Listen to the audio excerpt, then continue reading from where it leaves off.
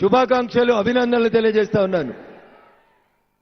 శుభాకాంక్షలు ఎందుకంటే ఎప్పుడు ఎన్నికలు వచ్చినా మునుగోడు నుంచి గెలిచేది 3 ఆరులకు తోడుగా 4వ ఆరుని భారతీయ జనతా పార్టీ నుంచి మునుగోడు నుంచి పంపడానికి మీరందరూ సన్నద్ధమై వచ్చారు కాబట్టి మీకు అందరికీ కూడా శుభాకాంక్షలు తెలియజేస్తా ఉన్నా. అభినందనలు ఎవరంటే అభినందనలకు ఎవరికంటే అభినందనలు రాజగోపాల్ రెడ్డి గారికి. 3.5 సంవత్సరాలుగా అనేక రకాలైనటువంటి అవస్థలు అనేక ఇబ్బందులు పెట్టినా చౌటుప్పల్ నుంచి సంస్థాన్ నారాయణపూర్కి రోడ్ ఇవ్వకపోయినా 57 ఏళ్ల పింఛన్ ఇస్తా అని మాట తప్పినా నియోజకవర్గంలో పూర్తి చేస్తా అని ఆగస్టు 9వ తారీఖు 2015లో చెప్పినటువంటి దిండి గాని శివన్నగూడెం గాని ఇతర ప్రాజెక్టులకు సంబంధించినటువంటి నీళ్లని మునుగోడు కానీ దేవరకద్రకు కానీ నల్గొండ జిల్లాకు కానీ ఇవ్వడంలో విఫలమైనటువంటి ఈ రాష్ట్ర ప్రభుత్వం మీద ఒత్తిడి తెచ్చి మునుగోడు నియోజకవర్గాన్ని గజ్వెల్ సిద్దిపేట సిరిసిల్లలాగా అభివృద్ధి చేయాలంటే నా ముందున్నది ఒకటే ఒక మార్గం, అది ఉప ఎన్నిక తప్ప ఇంకొకటి లేదని విశ్వసించి భవిష్యత్తులో ఈ రాష్ట్రంలో కేసీఆర్ గారి అహంకారానికి కుటుంబ పాలనకి అవినీతి పాలనకి చరమగీతం పాడాలంటే అది కేవలం కాషాయం జెండా నరేంద్ర మోడీ గారి నాయకత్వానికి మాత్రమే సాధ్యమవుతుందని విశ్వసించి కాంగ్రెస్ పార్టీ గల్లీలో లేదు, ఢిల్లీలో లేదు, కాంగ్రెస్ ఈ రాష్ట్ర చరిత్రలోంచి కనుమరుగవుతుందని నమ్మి కాంగ్రెస్ కి రాజీనామా చేసి ఈ రోజు భారతీయ జనతా పార్టీలో చేరుతున్న పెద్దలు రాజగోపాల్ రెడ్డి గారి ఆత్మవిశ్వాసానికి మనమందరం కూడా శుభాకాంక్షలు అభినందనలు తెలియజేయాలి. నిన్న ముఖ్యమంత్రి గారు వచ్చి ఇక్కడికి పెద్ద పెద్ద మాటలు మాట్లాడినరు. ఆ మాటల వెనకాల ధైర్యం కంటే ఎక్కువ అపనమ్మకం కనబడతా ఉంది, బేలతనం కనబడుతుంది, భయం కనబడుతుంది ముఖ్యమంత్రి మాటల్లో. ఏమంటాడు, ఈ ఎన్నికనట మోడీకి కేసీఆర్ కి వీళ్ళిద్దరికి మధ్యలో జరుగుతుందంట. అన్న ఏమైనా పోలికుందా? 24 గంటల్లో 18 గంటలు పనిచేసేటువంటి పని రాక్షసుడు నరేంద్ర మోడీ గారు గత 20 సంవత్సరాలుగా ఏ ఒక్క రోజు కూడా సెలవు పెట్టకుండా ఈ దేశంలో ఉన్న పేద ప్రజల కోసం అంత్యోదయ కోసం అహర్నిశలు పనిచేసేటువంటి నరేంద్ర మోడీ గారికి 24 గంటల్లో 18 గంటలు 365 రోజుల్లో 270 రోజులు ఫామ్ హౌస్ కే పరిమితమయ్యేటువంటి కేసీఆర్ గారికి నరేంద్ర మోడీ గారికి అనేకమైన పోలికుందా? తప్పుడు చేస్తలేరు, వినబడాలి. మా ఇంటెలిజెన్స్ మిత్రులు చూపిస్తున్నారు మునుగోడులో మనకంటే ఎక్కువ వచ్చిర్రా తక్కువ వచ్చిర్రా అని లెక్కలేస్తున్నాయి కెమెరాలు. ఇంటెలిజెన్స్ పోలీసులు చూస్తున్నారు. నిన్న కేసీఆర్ గారికి తన మీద తనకే విశ్వాసం లేక మునుగోడు ప్రజలు తను పిలిస్తే రారని మొత్తం ఎమ్మెల్యేలను పిలుచుకొని 5,000 కార్లు పట్నంకి వెళ్ళి తెచ్చుకున్నాడు తప్ప మునుగోడు ప్రజల మీద కేసీఆర్ గారికి విశ్వాసం లేదు. కానీ ఈ రోజు రాజగోపాల్ రెడ్డి గారు తన శాసనసభ సభ్యత్వానికి రాజీనామా చేసి మీ అందరి ఆశీర్వాదం కోరుతూ ఈ రోజు ఇక్కడ సభ పెడితే ఇక్కడికి వచ్చిన వాళ్ళ దాంట్లో 190 మంది ఈ మునుగోడు గడ్డ నుంచే వచ్చిర్రు. ఇగో కేసీఆర్ గారు, ఇది నీకు మాకు మధ్యలో ఉన్నటువంటి తేడా దయచేసి అర్థం చేసుకో. ఎన్ని మాటలు తిట్టిరు కేసీఆర్ గారు ఎర్ర జెండా వాళ్ళ గురించి, సిపిఐ పార్టీ గురించి, సిపిఎం పార్టీ గురించి. చంద్రశేఖర్ రావు గారు మాట్లాడిన 2 మాటలు మీకు యాద్ చేస్తా. అసెంబ్లీలో మాట్లాడిండు, మల్లన్న సాగర్ కొట్లాట అవుతుంటే ఇదే సిపిఎం పార్టీ వాళ్ళు ఇదే సిపిఐ పార్టీ వాళ్ళు ఏం చేస్తారంటే సూదులు దబ్బునాలు తెచ్చుకొని పోలీసు వాళ్ళని గుచ్చుతారు. దానివల్లనే బషీర్బాగులో పోలీసు వాళ్ళు రైతుల మీద కాల్పులు కాల్చిండ్రు, ముదిగొండలో కాల్చిండ్రు.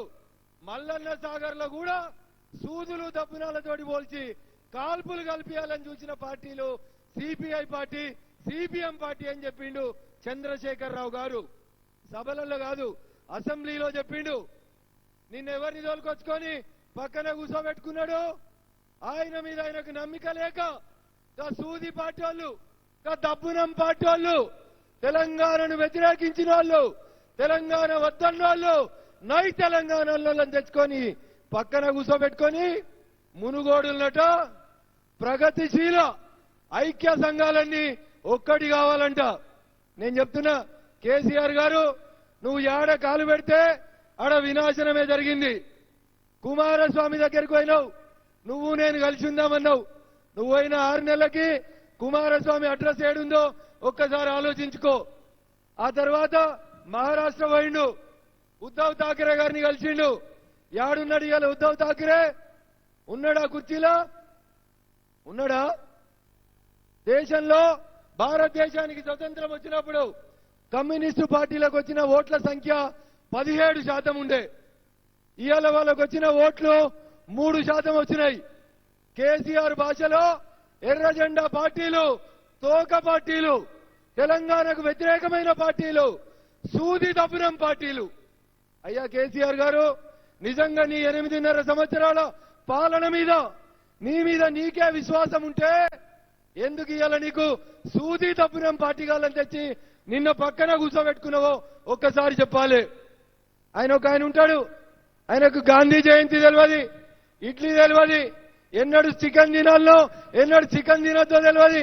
ఆయన కూడా నిన్న చెప్తున్నాడు, మతతత్వ బీజేపీని ఎదిరించేందుకు మేము కాంగ్రెస్ తోటి కాకుండా టీఆర్ఎస్ తోటి పొత్తు పెట్టుకున్నాము అంటున్నాడు.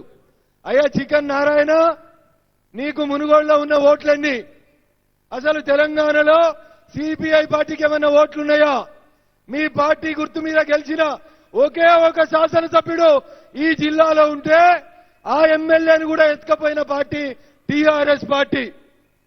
ఏ మందల గడితేంది, ఏ మందలు ఇంతైంది, ఈనినాక తెచ్చి నా దొట్ల కట్టేయమని చెప్పేటోడు కేసీఆర్.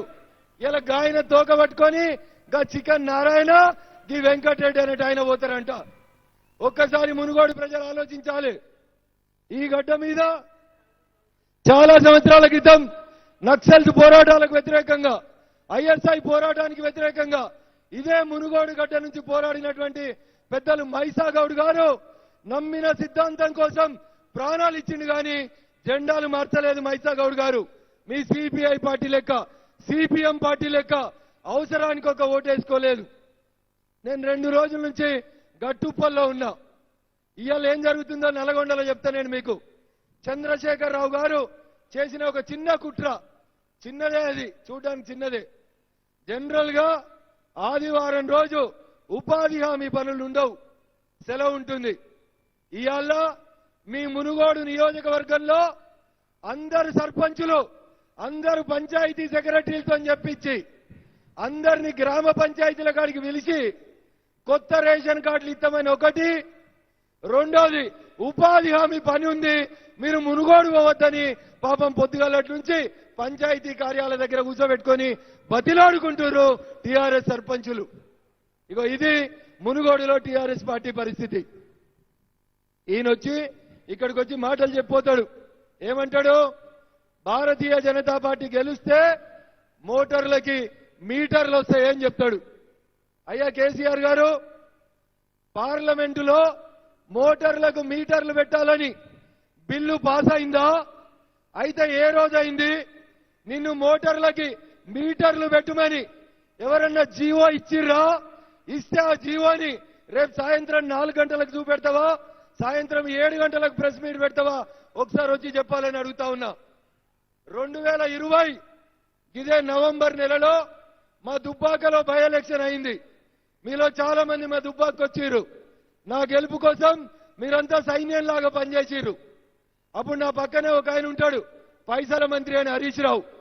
ఆయన దుబ్బాకలో ఊరూరు తిరుగుతూ ఒకటే మాట చెప్పిండు, దుబ్బాకలో బీజేపీ గెలిస్తే మోటార్లకు మీటర్లు వస్తాయో అని చెప్పిండు.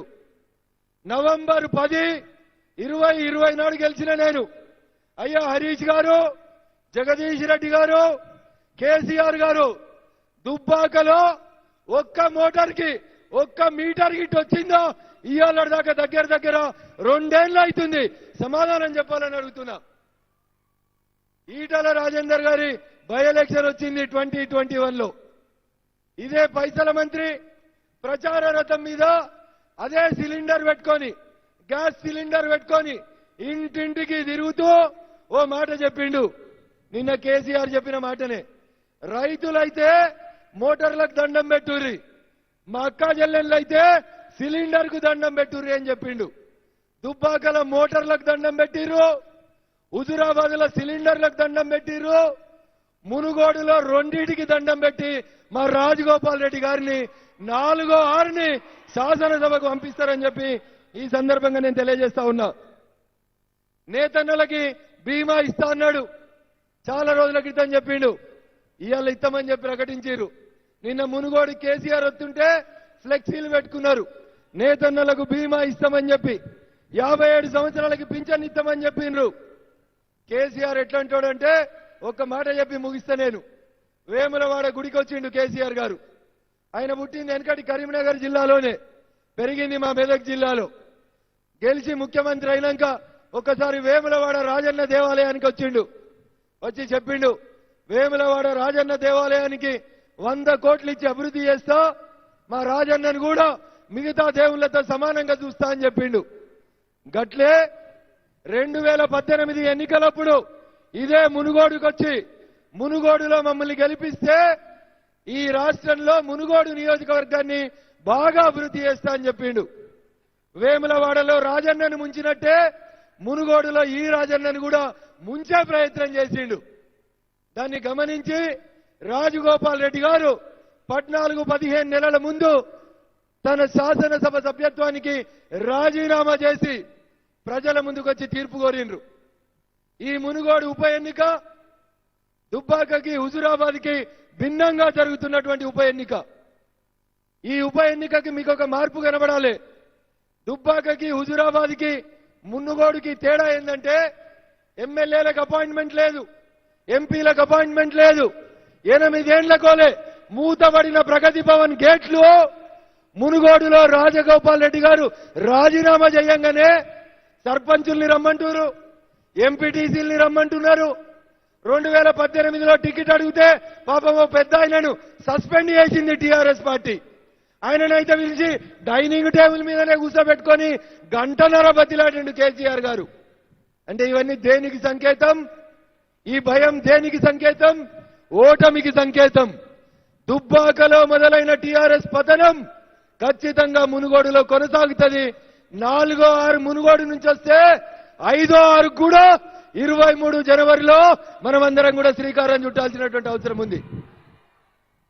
పంపిస్తారా రాజగోపాల్ రెడ్డి గారిని? పంపరా? జర గట్టిగా చెప్పాలి, కేసీఆర్ కి నచ్చలేదు. పంపుతారా?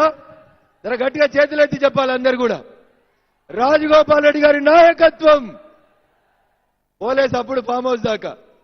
నిన్నటి మీటింగ్ తర్వాత సార్ ఒకటే పని చేస్తున్నాడు, ఎత్తుడు దించుడు తప్ప వేరే పని లేదు.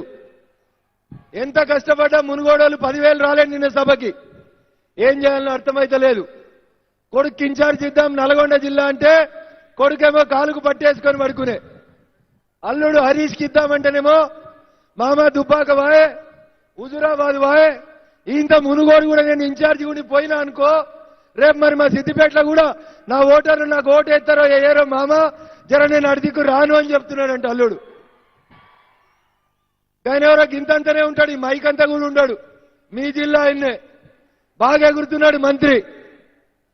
ఆ మంత్రిని ఒకటి అడగాలి, రేపు మునుగోడు ఊర్లలోకి వస్తే నాగార్జున సాగర్ బై ఎలక్షన్స్ అప్పుడు ముఖ్యమంత్రి గారు నల్లగొండ జిల్లాలో ఉన్న ప్రతి పంచాయతీకి 20 లక్షల రూపాయలు ప్రతి గ్రామ పంచాయతీకి పార్టీలతో సంబంధం లేకుండా ప్రకటించిపోతే నాగార్జున సాగర్ బై ఎలక్షన్ తర్వాత ఈ రోజు దాకా మీ మునుగోడు పల్లెటూర్లకి ఊరికి 20 లక్షలు రాకుండా అడ్డుపడ్డ ఆ వామనుణ్ణి మునుగోడులో దొక్కితే బిడ్డ సూర్యాపేటలో కూడా కనబడద్దు నువ్వని చెప్పి తెలియజేస్తూ నాకు ఈ అవకాశం ఇచ్చినటువంటి వేదికకు కృతజ్ఞతాభివందనాలు తెలియజేస్తూ సెలవు తీసుకుంటా ఉన్నాను. జై హింద్, జై భారత్. నరేంద్ర మోడీ గారి నాయకత్వం పోతలే సప్పుడు. కొంచెం ఉప్పు కారం తక్కువైనట్టుంది. మరి రాజగోపాల్ అన్న రేపటి నుంచి వస్తాడు కానీ జర గట్టిగా చెప్పుండ్రి. నరేంద్ర మోడీ గారి నాయకత్వం, నరేంద్ర మోడీ గారి నాయకత్వం, కమలం గుర్తుకే. అక్క అంటలేరు రేపు పింఛన్ వద్దా? 57 ఏళ్ల పింఛన్ రావాలా వద్దా రాజగోపాల్ రెడ్డి గారు గెలిచినాక? కమలం గుర్తుకే, నరేంద్ర మోడీ గారి నాయకత్వం. జై హింద్, జై భారత్. హాయ్ ఫ్రెండ్స్, మా టుడే టుమారో యూట్యూబ్ ఛానల్ చూస్తున్నందుకు చాలా థ్యాంక్స్. మరిన్ని లేటెస్ట్ వీడియోస్ కోసం వెంటనే సబ్స్క్రైబ్ చేయండి. అలాగే ఈ బెల్ ని కూడా రింగ్ చేసేయండి. మా నోటిఫికేషన్స్ అన్ని మీ మొబైల్లో వస్తాయి. అలాగే మా వీడియోస్ మీకు నచ్చితే లైక్ చేయండి, షేర్ చేయండి, నచ్చకపోతే కామెంట్ చేయండి.